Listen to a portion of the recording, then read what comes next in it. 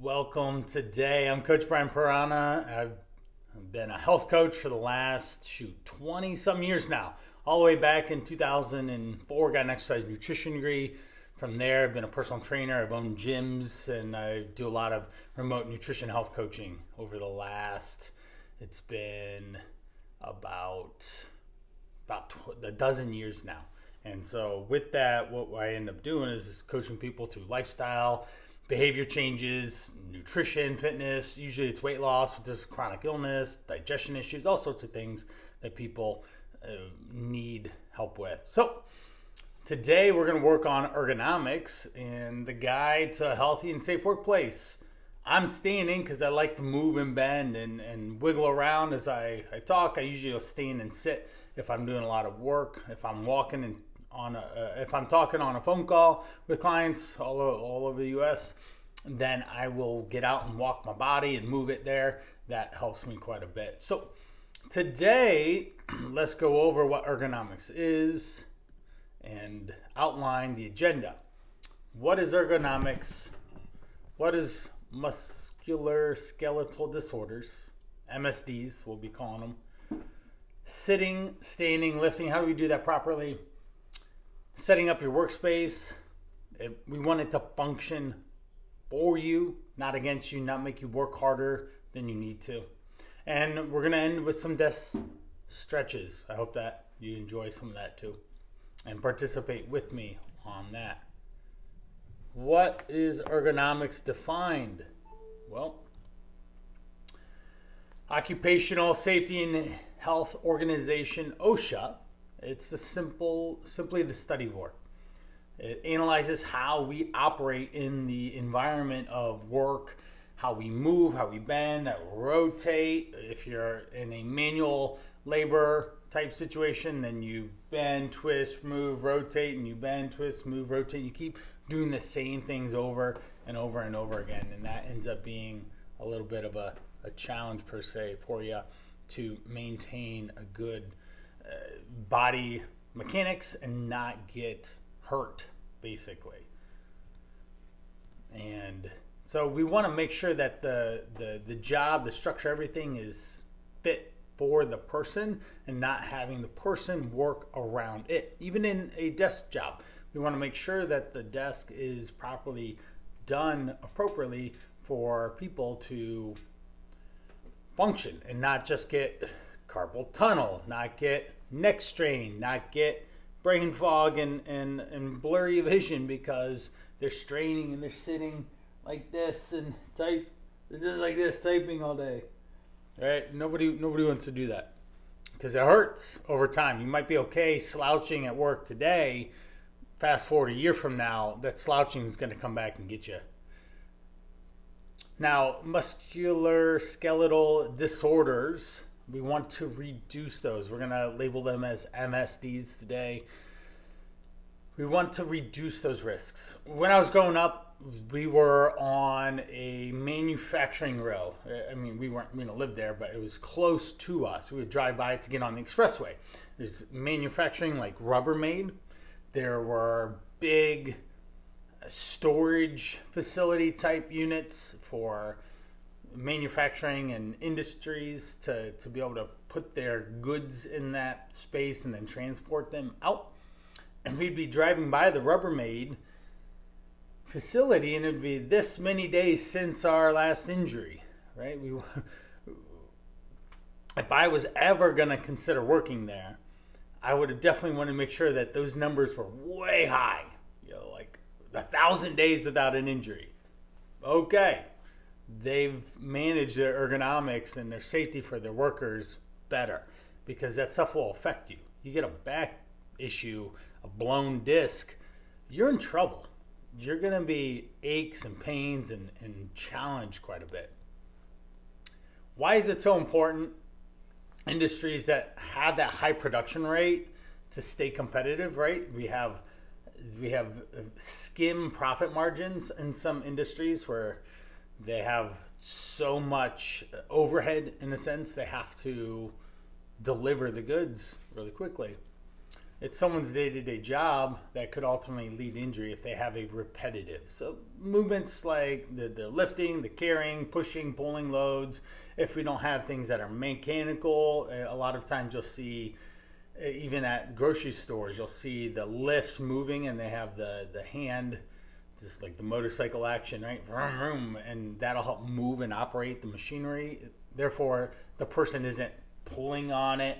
And usually if someone that's working there isn't necessarily used to pulling, and they're going to pull a joint or a muscle in a sense. Increased specialization requires workers to perform only one function. That can be whether it's sitting, standing. I'm going to bend over, pick this thing up and put it over here. Bend over, pick up, do this thing right there. You're going to have big issues. Just think of golfers. Golfers will get back pain if they're not doing a variety of different stretching and different ways of modalities to loosen themselves up. If we're working more than 8 hours, that obviously, if we're just doing a lot in one singular position, the body will slowly start to stiffen and tighten up over time. Working at a quicker pace, right? The speed of production has to be high, and you go, go, go, go, go. And if that's the case, then there's the risk of injury increases quite a bit. Having tighter grips when using tools. There's a client I had once. His job, the business he owned, was to go to local grocery stores and buff out the floors. He would do it every night. He'd take his crew, and oftentimes some of the crew would or wouldn't show up, and they had the buffers, this big spinning buffing pad, and then you held on to it here, and you had handles and twists and such, and he had to grab onto the thing so hard to keep in control and move it where he needed it to go. And at this point, this guy had been doing this for a couple of years. He didn't go anywhere without elbow straps. He would have those things lapped on both sides. He'd have numbness in his hands and pain in his elbows from doing that repetitive work day in and day out. Musculoskeletal disorders. What are they? You probably know. You might be dealing with some right now. It affects all the body parts. Arms, back, hands, wrists, fingers, legs, shoulders, neck, all those things. The injuries to soft tissue, to muscles, joints, tendons, ligaments, cartilage, even your nervous system, those things stack up on you if you're not careful. And it will cause pain, just like in the image here. It's just like, oh, my back hurts, right? And you just don't want to move anymore. And lack of movement causes its own set of issues. Or compensation. Compensation's a real thing. If your left hip hurts, you're going to favor it and do more with your right hip, and that's going to toss your back out of line, and then you're going to feel like you're walking like this. It's just got this sway going on, and that's painful. We have risk factors, force, right? How forceful, how repetitive something is, awkward positions, if you have to bend and twist in this weird spot. Think of even maybe a car mechanic, right? He's got to, even if they're standing and the car is above here and they're up here cranking away and such, trying not to get any dust in their eyeballs because of the glasses and all, then that's an awkward position to hold for any given amount of time and will put strain. Static positions. Think of someone working at a desk, at a grocery store, doing the checkout, right? They're just do, right? They're just scanning the things. That in and of itself is going to be a challenge. Quick motions, we have anything sudden where we have to do. One off time I had one of our trips. My wife loves to travel. She takes our family everywhere. We were on an Alaskan cruise up there and Disney cruise and had a blast. We went out on one of the Bering Sea ships, and they were catching things and showing us the starfish, the lobsters. There was a octopus. That was really cool. But you had these huge containers coming out of the water, and you had to really grab and move fast.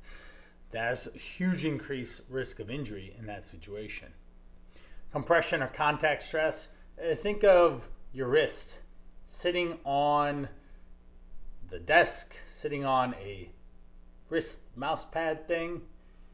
That over time, that compression, when your fingers move, these are all joints that are ligaments and tendons here that are moving with my fingers.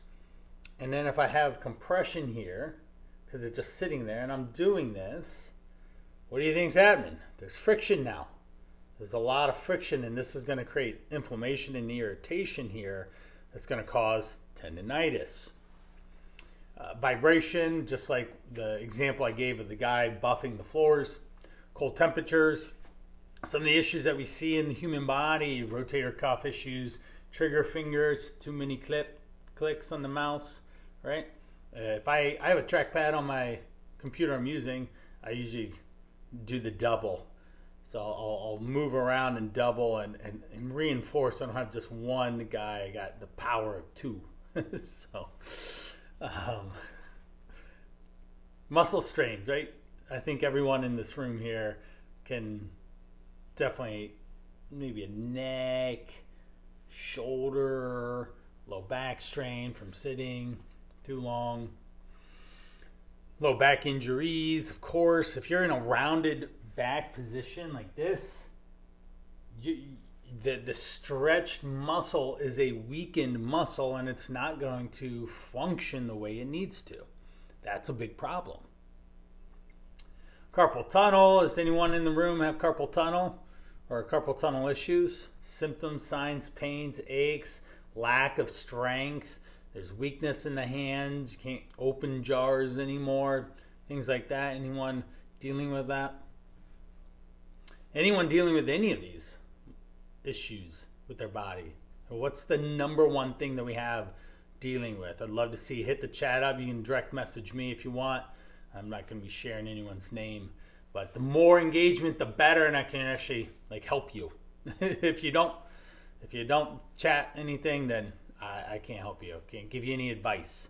That's what I do all day long. I just help give advice, actionable advice for people to take action on, to implement into their everyday life, to make 1% better, meaning that they just get a little bit better today, and that momentum stacks over time, and weeks and months later, they are in a significantly different place. So we have neck and shoulder strain, right? Totally could have guessed that one. It's an obvious one. I'm going to share one of my favorite things to get, and maybe the whole office will have them. That'd be amazing. I would love that.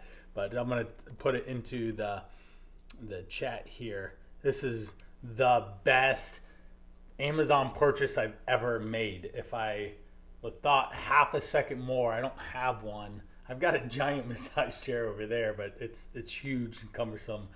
But inside my car, I have one. And so I sent the link to let me send this to everyone, not to me. Hold on. I love the Zoom chat. They respond to whoever was last done. So there you go. One of my favorite ones. I have couples fighting over this thing and such. It's a cordless shiatsu massager. It's got these two rotating heads, and you can put it over your shoulders, and it just goes to town. All right, in this area here, you can use it for different parts. The low back. They have pillow ones too. Those are okay. I've gone through a series of these things, but this one, the Schnell-X cordless massager, it's one of the top ones that I've ever gotten that lasts. It works. It's amazing. I actually drive with it, and it gets my shoulders and neck. Keep it softer, more supple, more relaxed, because you don't want these things showing up in your life. They drain your life battery. How many hours can you go with low back pain before you just want to throw the towel in for the day and be done. And whatever fun, exciting activity was going to happen later just doesn't, because you've been thrown through a loop with this constant wearing of back pain. All right, we're moving on. So I hope some of you get that. You'll absolutely love it. I can promise you that. If you like massages, the nice thing is about $40 to $60 for one massage, but you don't need a massage every time you go. But yeah, that'd be nice, right? Everyone get weekly massages. Oof, that'd be feel good. I love massages, but getting this will help really in those key areas. And that shiatsu massage can go neck all the way through the low back. You can even put it on your thighs, your calves, and different bigger muscle groups to help keep things loosey goosey. All right, MSDs caused a median of 8 days of work lost compared to 6 for other illnesses or injuries. You get a common cold or the flu, you might be out for a week. You get some carpal tunnel, you get some severe neck strain, you have low back, herniated disc, you're out for quite some time. It's costing $54 billion in lost wages. That's time, compensation, productivity, potential for future productivity, meaning the input, how much you put into the goods and services that you do to get the output, the return on all of that, the money to go pay the whole thing and have a life that's not just work. That's a lot of money if someone goes out, and being ergonomically correct in your work position is incredibly important. So on average, it takes workers 25 days to recover from carpal tunnel syndrome. I actually had 2 clients at the same time go through the carpal tunnel surgery, hoping that it would help. Well, it kind of did, but it took months, 6, 7, 8 months of recovery time to gain back full strength and range of motion. And they had to spend a considerable amount, 6-8 weeks of very minimal amounts of activity. Once you have this irritation and issues in your body, it takes so much more time to get past it. It's way better. Prevention is the key, not reactive medicine or reactive strategies. We don't want that. It's not good. Workers with severe injuries can face permanent disabilities that prevent them from returning to work. I hope that you have the long-term disability on your insurance. If you have a high repetitive job, that would be important to safeguard, protect yourself, because chances of risk of injury go up infinite the more that you are either moving dynamically through range of motion and doing heavy loads or high repetitions, or you're just sitting glued in. I hope everyone gets up and moves for their lunchtime at least. Go walk, go move your body, get some fresh air, get some blood flow. You will be way more productive in the second half of the day, and you'll feel way better about your work-life balance thing going on there if you just get up and walk and move and breathe and get some blood flowing. I promise you, working through lunch is, you think you're doing yourself a favor, and you're really not. You're not doing anyone a favor. By 3 o'clock, you're tired, fatigued, grumpy. Nobody wants to be around you. Benefits of increased and improved ergonomics: decreased injury, increased productivity, decreased mistakes, increased efficiency, decreased lost work days, decreased turnover, and improved morale. They're happier. If everyone's in pain, humans grumble. They'll tell you about it. Hey, my back hurts today, or my knee. Feel like the weatherman. Walk around and it's cold. Number 3, sitting, standing, lifting. What is this stuff here? Well, sitting, we can see in the picture here, we've got researchers found that spending 10 hours in a sitting position isn't good for you. Shocker there, right? If you throw in the 7 hours we spend sleeping, that would end up being 17 hours of being sedentary. So many people, I get them caught, I catch them in the act. What does movement look like in your day? Well, I come from a lying position sleeping for usually less than I should, like 6 hours or something, instead of more 7 or more, or sometimes 5 for the love. That's not good. So we're lying down for 5-6 hours. Then we get up, we wander around the house a little bit, then we sit in a car and drive somewhere. We wander into the office and we sit down, or if you're at home, you basically wander a little bit and then you sit down. Then you spend all day sitting because you never get up. You have to work through lunch. You think you do. And you have all these deadlines and meetings, and you just don't have really good time management or a sense of being able to manage the workload or delegating properly or scheduling things properly. And then you get up from work's over and you move back to the car and you sit. And then you get home and you're so mentally exhausted that you sit down and stare at another screen for 3 hours, and there's your day. You've just been sitting around, not doing anything, for the love. This is not good. And you can see the difference in positions of how one person's sitting up right tall, shoulders back. We'll go over some of these, and the other person's round, hunched over, and ergonomics are way off. Sitting properly, hands, wrists, arms need to be straight in line with the body, roughly parallel with the floor. We want the head facing. We can have our screen slightly down a little bit, so we're looking down. It's a nice neutral head there. Shoulders are relaxed. A lot of people work like this, and their elbows are all bent, and they look like T-Rex. We want to be nice and relaxed. Elbows at the side, 90 to 100 degrees, 120 degrees. They have a little bit of bend in them, but we don't want them. I don't want them like this, typing. That's not good. Feet are supported. We're not just flying solo here. You can see in this picture, feet's on the ground. The other one's reaching for the toes. I think there's another picture here. Right here's another one on sitting properly, rounded back and heads forward. And hips and thighs are supported, well-padded seat. I hope that you got some good butt pads.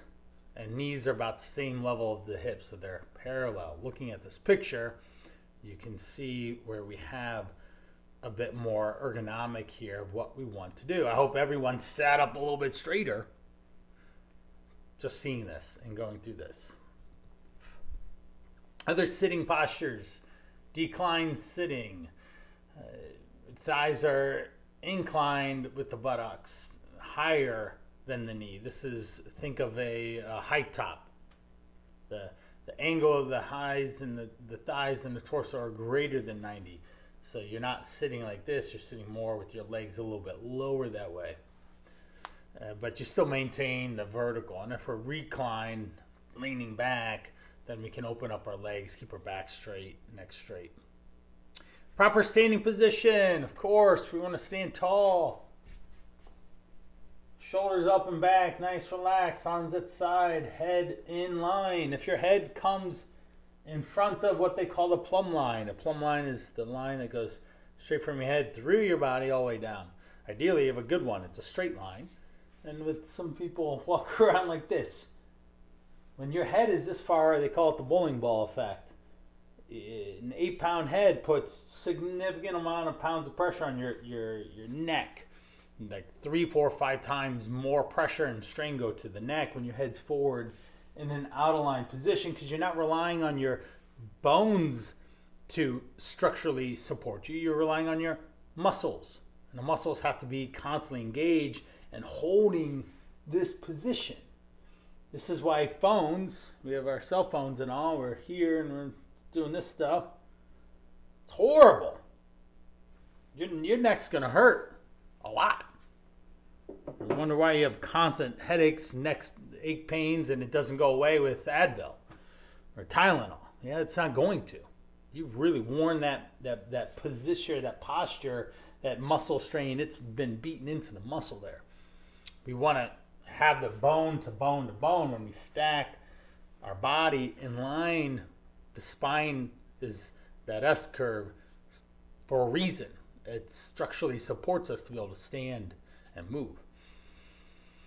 Prolonged standing causes back, neck, shoulder pain, legs to be overused or cause fatigue. There's blood flow is also decreased if you're just not moving. Blood pools in your limbs could cause edema, which is swelling, and cause you a lot more hard time to actually get moving again. There's just the varicose veins. Nobody's excited about those. Lots of fatigue. Ideally, everyone in the room here has a standing desk and a sitting desk, and they can operate between that. You can work your way up to just standing all day. Even right now, I have 2 chairs around me, one on each side. I can position my legs there a little farther. There we go. Now they're a little closer. Now I can use them a little bit better. I usually have them a little bit closer.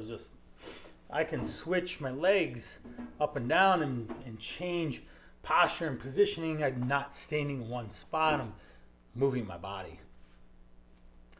Standing properly. Technically, my laptop's a little bit higher, but I need it in line to talk to you. I would have it a little bit lower. My arms would be at a 90-degree bend, so it'd be a little bit lower than it is. Probably, for me, I'd like it a little, maybe 6 inches lower. That would give this natural look down. My arms wouldn't be bent because right now this is pretty high. The height is probably about 4 inches from my shoulder, but again, I'm using my phone here. Not working for me anymore. Is anyone else having video issues? Just real quick, need to check in on this. Got one person saying. Can we get some comments here? Is everyone seeing this? I still have video, no issues, working. Maybe refresh your system. I'm unclear on it. Thank you very much. Appreciate that. Hopefully we're going to keep going, because if I do anything on my end, then next thing you know, there's this technology issue, and then I got to kick you all out, and we got to join back in, and it's so hopefully that person can just log out, log back in, and it'll refresh your system. I'm unclear on why that is happening. All right, onward we go. My situation, I've got a table, I've got 2 chairs, I've got a table, I have this red stool that has a slide out 2 steps on it. We used to use it in our kitchen way back when, and now it's just not as readily used as it once was. But I use it to deliver these presentations because it gives me the height that I'm looking for. I got a clear line of the little camera there, and I'm not looking down, right? If this was lower, I'd be looking down to get that double chin thing going on. That's not fun. The monitor, generally a little bit lower, a slight tilt, and generally I'm about almost an arm's distance away. That's a reasonable space to go. Avoid singular light sources. You're just, say, a dark room with this thing blasting at your eyeballs. Oof. Yeah, let's not do that. You can definitely have some other light in the room. When I'm up in the nighttime working at my other desk, my wife's desk actually, go figure, she's a travel advisor, she has a globe and it lights up. I'll turn that on and I'll have this dimmed to 1, all the way down to 1 instead of, right now I'm about 50% brightness right now. I don't like this thing yelling at me. It's like blasting my eyeballs. I don't like it. I always keep it toned down a little bit. Moving on. Lifting. This was my bread and butter for a good 8-10 years. Personal training, owning gyms. How can I get someone to lift properly? Proper squats, proper deadlifts, proper movement mechanics. We wanted people to show up to the gym and keep coming to the gym, not getting hurt. And by having proper biomechanics, you can totally do that. So when we're lifting things, we want to lift with our legs, not our back. We don't want to round our back. We want to have a straight back straight, abs are tight, shoulders are back, and we're using our legs. Usually we put the box or the item between our legs to stand up with, and that really helps quite a bit. We bring your feet wide, squatting down, right? Have it between your legs.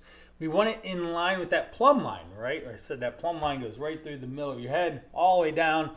And if you stick your butt back and you take your arms straight down, that is the plumb line in, say, your center of gravity there. And if we can keep it inside, say, inside the body's dynamics, then it's easier to lift. But if it's out in front of you, say you squat down with your feet in front of you, then the box or object is in front of your feet and it's way out in front of you and you're trying to pick it up like this, yeah, that's going to be hard. It's going to be infinitely harder. It's just natural physics. It's a longer lever with a heavy item that makes it a lot more work for you to lift up. As you grab the object to lift, be sure to keep your head looking straight forward. We don't want to twist your head. That can cause some neck strain. Keep your chest up, shoulders pinched. Slowly straighten your legs through your hips, your knees, keeping the flat back, and be sure to keep the object as close to your body as possible. If you ever want to practice squatting really well, you get close to the wall. I have one right behind me. And I just put my arms up like this at the wall, and I squat. That's it. I just have my arms up like this, and I squat up and down. This gets you ergonomically correct fast. You get proper form in a hurry because you can't move out of that. You can't lean forward because the elbows are hit the wall. You can't bend with your knees too much because your knees will hit the wall. That is a really great way to practice moving your body if you, lack of a better phrase, suck at picking things up from the ground and you always hurt yourself. Well, you're just using bad mechanics, or you're always trying to lift too heavy. Let's set up our workspace. Hopefully you're already all ergonomically correct, but if you're not, take some of these tweaks and adjust your space. I want to make sure that usually monitors and desks allow for plenty of room. Nobody's sitting up on them like this, right? Desk should be to accommodate a wide variety of work postures. Maybe you need a footrest down there. You need the arm on your chair go up and down at different levels, and they swivel in and out, right? Chair ergonomics are pretty silly these days. Hopefully you have a Cadillac of a chair in a sense. Use a wrist rest to maintain a straight posture. That's super helpful because if not, then you could get into these positions, and this bend right here places more strain in this carpal tunnel, and then you have issues there. Keyboard directly in front of you, elbows relaxed, usually at a 90-ish degree bend, and wrists straight in line. Chair, backrest, a lumbar support, anyone?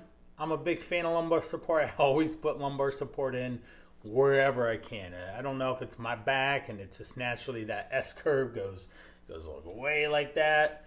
Not sure, but I love having some back support. I use it as much as possible. Even if I go somewhere, say it's winter time, I have my winter jacket on, I'll use that. I'll bundle it up. It's a little pillow and put it behind my back, and just instantly, oh, this feels so much better having that lumbar support. Who's with me on that one? Give me a yes in the chat on lumbar support. Seat should be comfortable, of course. Feet on the ground or on a footrest. We've gone over some of these things. Chair should have 5 legs. Base with casters, you can move and spin around, right? Go around and around. Your monitor, 20 inches away. Top line of the screen should be at or below the eye level, and that's definitely where mine is at. Here's mine. It's right about here on my face where I'm at. 20 inches away. Yeah, that seems about right. I'm in the frame. I'm framed in. I got the monitor on my screen over here. I'm making sure I'm always in the frame. The thirds. The third here, the middle third, and the bottom third. I'm very conscious of the framing of my face in our video footage. Work from home. If you're on the home, it's really easy for ergonomics to go way out the door. Next thing you know, you're just on the couch with a little with a little Afghan on you and comforter, and you're just typing away in a weird, awkward position. Body's leaning one way. You're sitting on both your legs or something. You're just typing away, and try and get up an hour later. Oh, jeez. I've always been remote. I've been working remote since it's been solid 10 years of working remote. And whenever I would go places, I always go find the high tops, the high tables. I'd go to the specific Starbucks that has those. I'd go down the road to find a coffee shop that had those. The Barnes & Noble Starbucks would have those. Why? Because I could stand and just use the table as my natural desk and stand and pivot and move around and keep blood flow. I want to be alert. I want to be alive. I don't want to just sit and just get into this position. Even now, I'm doing a lot more work on my business behind the scenes. I'm spending a lot more computer time building things. Right now, I'm going through my Instagram pinned post. I don't have very good ones right now, and I need to make official pinned posts, and I'm going through the process of learning what those need to be, creating a Canva design, and then loading it up. I want to get that checked off and move on to the next one. Next thing I need to do. I need to make sure that I'm moving from sitting, standing throughout the day as I'm working on these things, or go do a walk break while I'm talking on the phone with someone. In about 2 hours, I'm going to work out. I will get that exercise and activity in, and that'll help break my day up with movement. If working from a laptop more than an hour, you might want to consider an external keyboard if it makes sense. I use the two-finger, there it is, the two-finger clicker to reinforce clicking on my trackpad on my MacBook Air. Here's your workspace. Hopefully it's clean like this image here. This gentleman's got a nice, tidy workspace. Really important. Desk stretches. One more thing. I hope that yours looks like this and it's not cluttered and packed stacks of paper and things every which way. Sometimes my wife's desk looks like that, and I go in and tidy it up for her, and she's like, where'd you put things? It's just nothing. I just put it in a pile. That's it. It's in the exact same place. It's just a little more cleanly and neat and less cluttered for you, babe. I know that you don't like clutter. I'm just helping you out. All right, desk stretches. Let's do some of these stretches here. Wrist stretch. We're going to do the handstand one. I hope that you join me here. We're going to do both hands. I'm going with the right hand first. I'm just going to follow the picture. I'm just going to take my left fingers onto my right fingers, pull and stretch. I can feel a stretch right through my forearm because I worked out yesterday and we did some back work and a lot of grip strength going on, and I feel this. We'll go to the other side.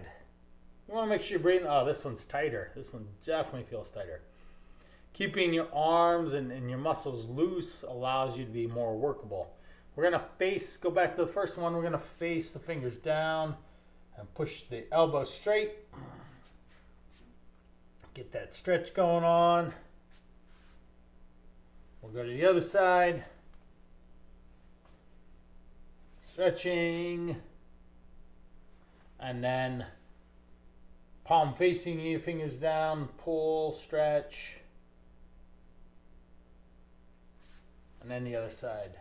I don't really feel this one as much. Maybe you do. All right, we're moving on. Hope you're doing it with me. Next up is I'm standing twist. So I'm going to use my chair, but let's get tall first.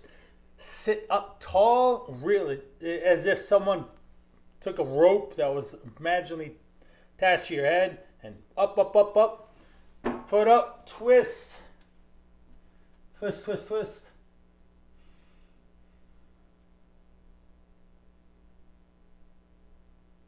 Make sure you're breathing through your nose, out through your mouth. Switch sides. Hope you feel better after this.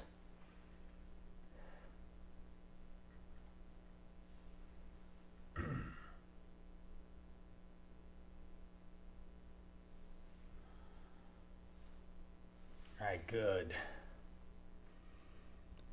Next up is a chest stretch. So I'm going to grab my hands behind my arms, shoulders up. You can put your hands, grab the back of your chair, up, push your chest forward, pull your arms away from your back.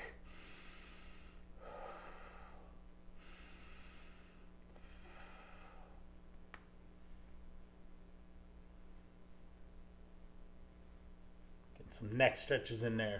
Got a little crack too. All right, next up is low back. I'm going off camera.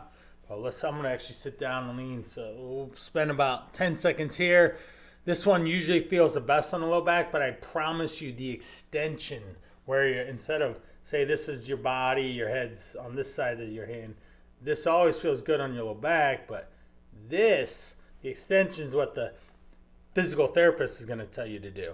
Arch your back this way, and it really helps reset your low back. But we're going to do this one 10 seconds. I'm going to drop down here for a second off camera.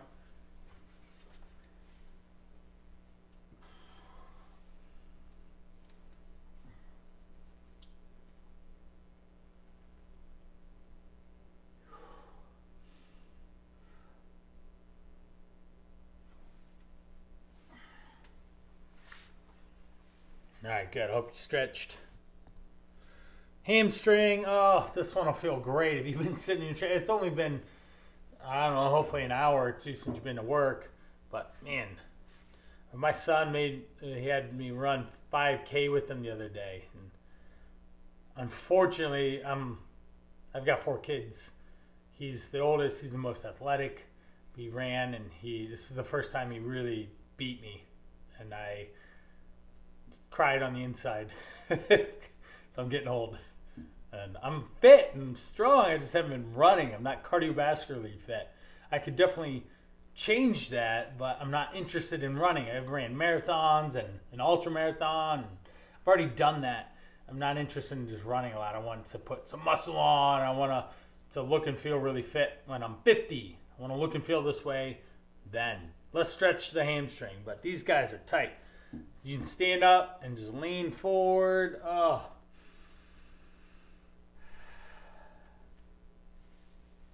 This feels great. The run 2 days ago, it's that 2-day soreness happening. All right, let's go to the other side.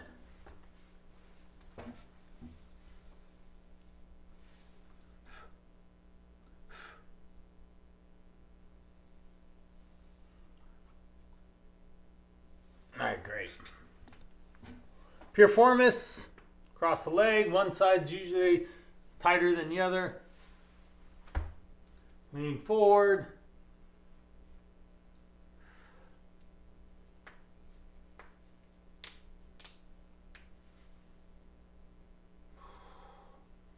And to the other side.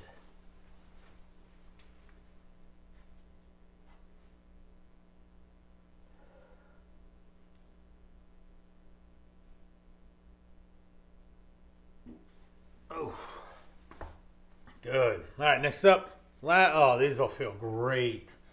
Again, we take that imaginary rope and get tall, arms up, get real tall, deep breath in, and then exhale, lean to your right, probably to mirror me.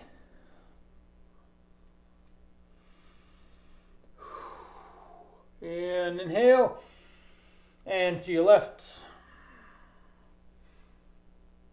Hopefully the whole office is swaying right now. And one more time, because this feels so good. Deep breath in, stretch up, and exhale.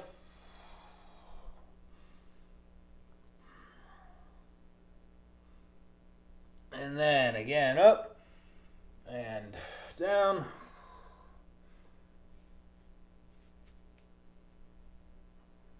And settled in. All right. Hopefully you feel better. Hopefully you feel a lot better after stretching. Make sure you're ergonomically correct. I appreciate your time, your energy. Thank you for participating. Hope that you take these tips, tricks, and go into your day and the rest of your week and work life doing this. So thank you very much.